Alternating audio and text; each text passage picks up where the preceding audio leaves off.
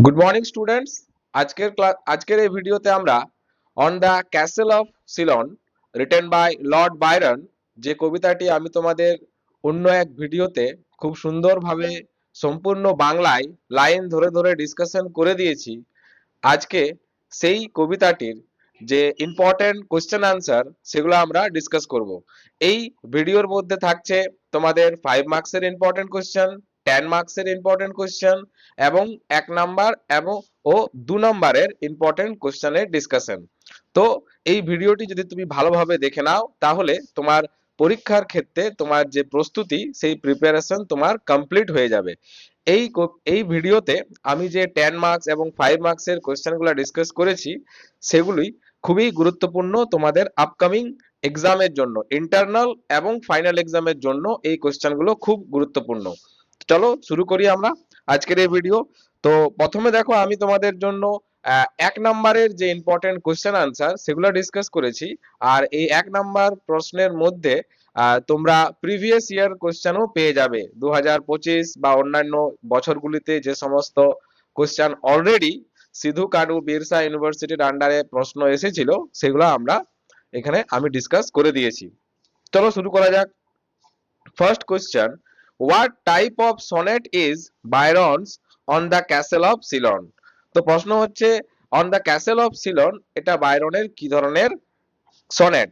তো দেখো, it is an Italian or Petrarchan sonnet consisting of an octave, first 8 lines and a sestet. এটা একটা Italian বা Petrarchan sonnet যার মধ্যে দুটো অংশ রয়েছে, 8 লাইনের অক্টেভ আর 6 লাইনের sestet. Second question, where is liberty brightest according to the poem? তাহলে লিবার্টি বা সাম্যতা কখন সব থেকে বেশি উজ্জ্বল ভাবে প্রকাশ দেয়? তাহলে উত্তরটা হচ্ছে according to Byron, liberty is brightest when it is confined inside dungeons. অর্থাৎ সাম্য বা স্বাধীনতা সবচেয়ে ভালো আলো প্রকাশিত করে যখন সেটা অন্ধকারের মধ্যে থাকে, অর্থাৎ যখন অন্ধকারের মধ্যে কোনো স্বাধীনতা সংগ্রামীকে বন্দি করে রাখা হয়। থার্ড প্রশ্ন, who is historical figure mention in the end of the sonnet? এই সনেটের শেষে কোন ঐতিহাসিক ব্যক্তিত্বের কথা উল্লেখ আছে?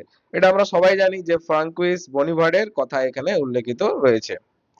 নেক্সট প্রশ্ন, where is the castle of Chillon located? Castle of Chillon কোথায় রয়েছে? তো এটা হচ্ছে লেক জেনেভা, সুইজারল্যান্ডের লেক জেনেভার মধ্যে এটা লোকেট রয়েছে। নেক্সট প্রশ্ন, in which year was this sonnet written and published? এই সনেটটি কবে লেখা হয়েছিল এবং প্রকাশিত হয়েছিল? তাহলে উত্তরটা হচ্ছে 1816। তোমরা যারা আমার অন দ্য ক্যাসেল অফ সিলনের ভিডিওটি দেখেছো তারা জানো যে লর্ড বাইরন তার বন্ধু পিবি শেলির সাথে বেড়াতে গিয়েছিলেন সুইজারল্যান্ডে, তখন তিনি এই কবিতাটা লিখেছিলেন।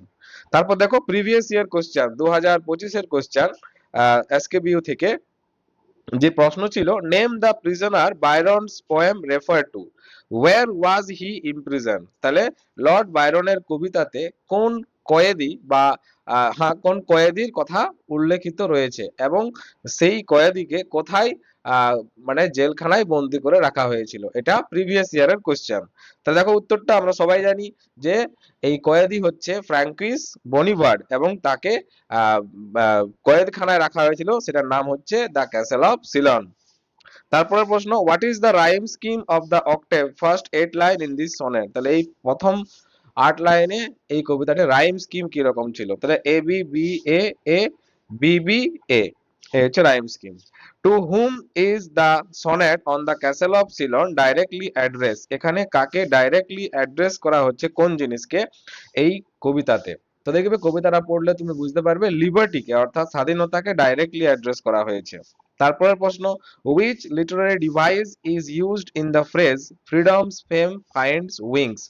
কোন লিটারারি ডিভাইস এখানে ইউজ করা হয়েছে এই লাইনটিতে? তো দেখো, এফ শব্দের বারবার আমরা উচ্চারণ, এফ অক্ষরের বারবার যেহেতু আমরা উচ্চারণ পাচ্ছি তাই এটাকে বলা হয় এলিটারেশন।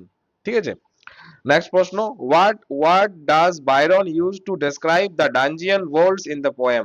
ডানজিয়ান ওয়ার্ল্ড অর্থাৎ যে আন্ডারগ্রাউন্ড যে কয়েদখানার যে ভিতরের অংশ সেটাকে ব্যাখ্যা করার জন্য বাইরন কোন শব্দটি ব্যবহার করেছেন? তো বাইরন ব্যবহার করেছিল ড্যাম্প ভোল্ড শব্দটি।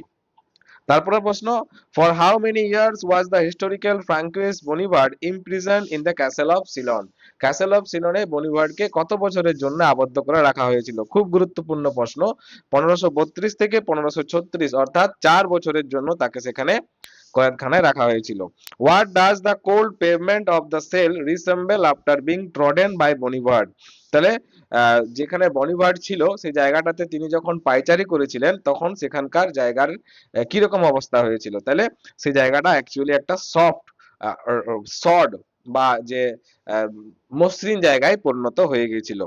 তারপর দেখো, fill in the blank, Chillon thy prison is a dash place. এটা আমরা জানি কবিতার লাইন, thy prison is a holy place, অর্থাৎ যেখানে সিলন দুর্গকে কবি একটা পবিত্র জায়গা বলে ব্যাখ্যা করেছেন, কারণ সেখানে স্বাধীনতা সংগ্রামীরা ছিল। লাস্ট প্রশ্ন, who are describe as the sons of liberty in the poem? এই কবিতায় কাদের স্বাধীনতার সন্তান হিসাবে ব্যাখ্যা করেছেন? তাহলে স্বাধীনতার সন্তান কারা? স্বাধীনতা সংগ্রামীরা, শহীদরা, তারাই হচ্ছে স্বাধীনতার সন্তানের মতো। তারপর দেখো 2 মার্কস, অর্থাৎ যেগুলা তোমাদের কোশ্চেন 2 মার্কস এর আছে সেগুলো আমি এখানে ডিসকাস করে দিয়েছি। First question, why does Byron call Chillon's prison is a holy place and its floor and altar? খুব সুন্দর প্রশ্ন, ইম্পর্টেন্ট প্রশ্ন। প্রশ্ন হচ্ছে যে কেন বায়রন সিলনের দুর্গকে একটা পবিত্র জায়গা এবং সেখানকার মেঝেকে একটা বেদির সঙ্গে তুলনা করেছেন? তাহলে দেখো, বায়রন কলস the prison A holy place because it house Patriots who suffered for freedom. Byron এই দুর্গকে একটা পবিত্র জায়গা এই কারণেই বলেছেন কারণ এখানে স্বাধীনতা সংগ্রামীরা স্বাধীনতার জন্য খুব কষ্ট পেয়েছিল। আর আল্টার বলেছেন মেঝেকে, কেন? কারণ সেখানে যারা সাফার করেছিল সেই সাফার, তাদের যে কষ্টভোগ, সেটা কিন্তু তাদের ত্যাগ স্বীকার, সেই জিনিসগুলা সাম্যর জন্য বা স্বাধীনতার জন্য হয়েছিল, তাই তাদের মেঝেটাকে অল্টার বলেছেন বা বেদি বলেছেন। নেক্সট প্রশ্ন, what does Byron mean by the phrase eternal spirit of the chainless mind? This is one of the very important question. কেন কবি বলেছেন যে eternal spirit of the chainless mind? অর্থাৎ কবিতার প্রথম লাইনটা কেন গুরুত্বপূর্ণ? দেখো, the phrase means that the human intellect, thoughts and soul are inherently free. এখানে এই ফ্রেজটার মানে হচ্ছে যে আমাদের মানুষের যে মন, চিন্তা ভাবনা এবং আত্মা, এই সব কিছু কিন্তু পুরোপুরি ফ্রি বা মুক্ত। যদি even if a tyrant chains a person physical body, their mind remains completely sovereign and cannot be enslaved. এমনকি যদি কোনো স্বৈরাচারী রাজা বা স্বৈরাচারী শাসক কোনো মানুষের শরীরকে যদি বন্দি করে রাখে, তা সত্ত্বেও তার মন সবসময় মুক্ত থাকেই। 3 নম্বর প্রশ্ন 2 মার্কসের, how does a country conquer through the martyrdom of its citizen? কবি বলেছেন, এই মানে প্রশ্ন হচ্ছে এখানে যে একটা দেশ কিভাবে তার দেশের স্বাধীনতা সংগ্রামীদের আত্মবলিদানের দ্বারা জয়লাভ করে? তাহলে উত্তর দেখো, when freedom fighters are imprisoned or killed by a tyrant, their sacrifice empires inspire the rest of the citizen. Yes, যখন কোনো শাসকের কারণে, যখন কোনো স্বাধীনতা সংগ্রামী আত্মবলিদান দেয়, তাদের সেই আত্মবলিদান এবং ত্যাগের দ্বারা পুরো একটা দেশ অনুপ্রাণিত হয়ে যায়। Their martyrdom spark a national revolution which ultimately defeats the oppressor. এবং সেই মানুষের আত্মত্যাগ, আত্মবলিদান যখন পুরো জাতির মধ্যে একটা মোটিভেশন দিয়ে দেয়, তখন আস্তে আস্তে সেই শাসককে হার মেনে নিতেই হয়। চতুর্থ প্রশ্ন, explain the line and freedom's fame find wing on every wind. খুব খুব ইম্পর্টেন্ট লাইন। দেখো, the line uses a metaphor to show that ideals of freedom can not be suppress. এই লাইনটার মাধ্যমে এটাই কবি বোঝাতে চাইছেন যে স্বাধীনতার যে আদর্শ সেগুলোকে কখনোই দমিয়ে রাখা যায় না। whenever a tyrant tries to silence a voice of liberty, the news of that injustice spread rapidly across the world, inspiring others. যখনই যেখানেই শাসক দল যখনই স্বাধীনতার আওয়াজকে দাবানোর চেষ্টা করে, সেই আওয়াজটাকে দাবিয়ে দেওয়ার অত্যাচারের গল্প ততই বেশি চারিদিকে ছড়িয়ে যায় এবং অন্যদেরকে স্বাধীনতার জন্য আবার অনুপ্রাণিত করে। পঞ্চম ইম্পর্টেন্ট প্রশ্ন, why does Byron mention that Bonnivard's steps have left a trace on the floor? কেন বায়রন বনিভার্ডের যে স্টেপগুলা সেগুলা থেকে একটা চিহ্ন রেখে গেছে বলে কবি জানিয়েছেন। তাহলে উত্তরটা হচ্ছে Bonivard walk back and forth in his small cell for 4 years, for 4 long years। Bonivard যখন সেই ডানজিয়ন বা সেই যে কালকুঠুরিতে ছিলেন তখন সেখানে প্রায় 4 বছর ধরে আবদ্ধ থাকাকালীন তিনি কিন্তু পায়চারি করেছিলেন। Byron uses this image to show the shear land and physical reality of his suffering which literally wore away the cold stone pavement। Byron সেই জিনিসটাই এখানে ব্যাখ্যা করেছেন যে তার যে যাওয়া আসা পায়চারি তার মধ্য দিয়েই কিন্তু সেই ঠান্ডা যে স্যাঁতসেঁতে যে জমি বা যে মেঝে সেটা কিন্তু আস্তে আস্তে একটা চিহ্ন রেখে দিয়েছে তার পায়ের। নেক্সট প্রশ্ন, what is the significance of the final line for the appeal from tyranny to God? এটাও খুব গুরুত্বপূর্ণ লাইন, এটা কবিতার শেষ লাইন ছিল। তো এটা লাইনটার মানে কি? It means that when human laws become completely corrupt and tyrannical, the oppressed look beyond earthly rulers। এটার মানে হচ্ছে যখন মানুষের নিয়ম কানুন কায়দা পুরোপুরি যখন দুর্নীতিতে এবং স্বৈরাচারিত্বে ভরে যায় তখন সেটা মানুষের পক্ষে কষ্টদায়ক হয়ে যায়। They appeal to a higher divine authority for ultimate in justice. তখন তাদের সেই কষ্ট দুঃখগুলা আমাদের ঈশ্বরের কাছে ন্যায় বিচারের যেন প্রার্থনা জানায়। তারপর দেখো 7 নম্বর কোশ্চেনটা প্রিভিয়াস ইয়ার কোশ্চেন, 2025-এ এই কোশ্চেনটা এসেছিল। কি রকমের কোশ্চেন হয় দেখো তোমরা, who is Bonivard, why was he imprison? বনিভার্ডকে কেন তাকে কয়েদখানায় আটকে রাখা হয়েছিল? তাহলে আমরা সবাই জানি যে বনিভার্ড ছিলেন একজন সুইজারল্যান্ডের একজন ভালো দেশপ্রেমিক এবং তাকে চ্যাম্পিয়ন অফ লিবার্টি অর্থাৎ স্বাধীনতা সংগ্রামীও বলা হয়। এবং তাকে কেন আবদ্ধ করা হয়েছিল? কারণ তিনি তখনকার যে ডিউক ছিলেন, ডিউক অফ সেভয়, যার নাম ছিল চার্লস দ্য থার্ড, তার বিরুদ্ধে তিনি কিন্তু লড়াই করেছিলেন, তার স্বৈরাচারিতার বিরুদ্ধে তিনি লড়াই করেছিলেন। তার জন্যই তাকে কিন্তু রাখা হয়েছিল কয়েদখানায়।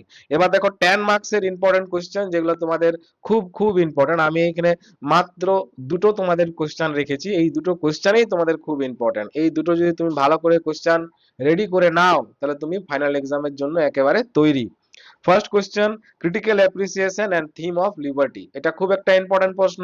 ক্রিটিক্যাল অ্যাপ্রিসিয়েশন যে কোনো কবিতার, বিশেষ করে যেগুলো ছোট কবিতা হয় সেগুলোর দিক থেকে খুব ইম্পর্টেন্ট। ক্রিটিক্যাল অ্যাপ্রিসিয়েশন মানে কিন্তু শুধু সামারি লেখা নয়। ক্রিটিক্যাল অ্যাপ্রিসিয়েশনের মধ্যে তোমাকে সামারি তো লিখতেই হবে, তার সাথে সাথে সেই কবিতাটির স্ট্রাকচার, প্যাটার্ন, সেখানকার রাইম স্কিম এই সবও তোমাকে দেওয়া উচিত। তো এটা খুব একটা হাইলি চান্স কবিতার এই প্রশ্নটা আসার। সেকেন্ড প্রশ্ন হচ্ছে the political philosophy liberty versus tyranny. এই কোশ্চেনটাও খুব ইম্পর্টেন্ট, আসার খুব চান্স আছে। এই প্রশ্নটাও তোমরা উত্তর দেওয়ার চেষ্টা করবে, যদি না পারো তাহলে আমাকে জানাবে, আমি তোমাদেরকে হেল্প করে দেব। আর আমি খুব সুন্দর করে এই কিভাবে উত্তর লিখতে হয় সেটা আমার ক্লাসে শেখাই। তোমরা যদি কেউ ক্লাস করতে চাও তো তুমি যে কোনো জায়গায় বাড়িতে বসেই ক্লাস করতে পারো। আমি সপ্তাহে 3 দিন ক্লাস নিয়ে থাকি, 5th সেমিস্টারের ক্লাস এখন আমার চলছে। যদি কেউ ক্লাস করতে চাও যে কোনো জায়গায় থাকো তুমি বাড়িতে বসেই ক্লাস করতে পারবে। আমি সপ্তাহে 3 দিন ক্লাস নিয়ে থাকি। তো কমেন্টে জানাবে আমাকে যদি এই সমস্ত প্রশ্নের উত্তর লিখতে শিখতে চাও এবং এই উত্তরগুলো যদি পেতে চাও। 5 মার্কসের ইম্পর্টেন্ট কোশ্চেন কি কি? 5 মার্কসের কয়েকটা লাইন ইম্পর্টেন্ট। দেখো সাধারণত 5 মার্কসের ক্ষেত্রে কি হয় না, যে ইউনিভার্সিটি গুলোতে একটা লাইন তুলে দেওয়া হয় এবং বলা হয় সেই লাইনটা এক্সপ্লেন করো, অথবা সেই লাইনটা সম্পর্কে কমেন্ট করো, অথবা সেই লাইনটা থেকে অ্যানালাইসিস করো, বা সেই লাইনগুলো ব্যাখ্যা করো। এই ধরনের প্রশ্নই জেনারেলি দেখা গেছে। তাই আমি এখানে তোমাদের জন্য 4টা ইম্পর্টেন্ট লাইন তুলে দিয়েছি। যদি তুমি এই 4টা লাইন ভালোভাবে নিজেকে প্রিপেয়ার করে নাও, প্রস্তুত করে নাও, তাহলে তুমি এখান থেকে 5 মার্কসের যে কোনো কোশ্চেন নিশ্চিন্তে পারবে। তাহলে এই 4টা ইম্পর্টেন্ট দেখো কি কি লাইন রয়েছে। ফার্স্ট ইম্পর্টেন্ট লাইন হচ্ছে eternal spirit of the chainless mind, অর্থাৎ কবিতার প্রথম লাইনটা। এই লাইনটা মানে পুরো মেন্টাল থিম এবং যে স্পিরিচুয়াল সোভারেনিটি সেই জায়গাটা খুব সুন্দর ব্যাখ্যা করেছে। সেকেন্ড ইম্পর্টেন্ট সাজেশন হচ্ছে their country conquers with their martyrdom. যখন কোনো দেশের স্বাধীনতা সংগ্রামীরা আত্মবলিদান দেয় তখন তাদের সেই আত্মবলিদান ব্যর্থ যায় না, তাদের দেশ সেটার দ্বারা অনুপ্রাণিত হয়, দেশের মানুষ, এবং আলটিমেটলি জয় হয় দেশেরই। Third important line, Chillon thy prison is a holy place and thy sad floor and at altar. সিলনকে যেখানে একটা হোলি প্লেস বা পবিত্র স্থান বলেছেন, কেন? কারণ যেখানে এত ভালো ভালো স্বাধীনতা সংগ্রামীরা আত্মবলিদান দিয়েছে, নিজেদের কষ্ট দুঃখ সহ্য করে এখানে সাফার করেছেন, সেই জায়গাটা আমাদের কাছে একটা পূজনীয় জায়গা, তাই এটা একটা হোলি প্লেস। আর লাস্ট ফোর্থ প্রশ্ন হচ্ছে for they appeal from tyranny to God. কারণ যে যেখানে স্বাধীনতা সংগ্রামীরা এত কষ্ট করে জীবন অতিবাহিত করেছে, এত জীবনের গুরুত্বপূর্ণ 4টা বছর কাটিয়েছে, সেখানে তাদের যে চিহ্ন রয়ে গেছে, তাদের সেই চিহ্নগুলো এবং তাদের যে দুঃখ কষ্টগুলো, সেগুলো যেন আজকেও অন্যায়ের বিরুদ্ধে ঈশ্বরের কাছে আপিল করে। ঠিক আছে, সত্যের জয় সর্বদাই নিশ্চিত। তো এই হচ্ছে ইম্পর্টেন্ট প্রশ্ন উত্তর। দেখো, আর এই ভিডিওতে এই পর্যন্তই, অন্য ভিডিওতে আবার দেখা হচ্ছে।